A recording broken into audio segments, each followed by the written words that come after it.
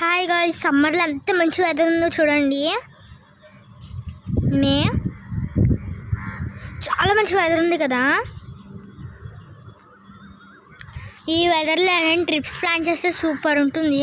వర్షం పడిందనుకో అయిపోతాం, ఇంకా మధ్యదారిలోనే కూర్చోవాలో చోట.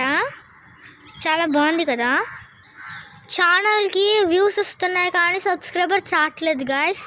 ప్లీజ్ సబ్స్క్రైబ్ చేయండి.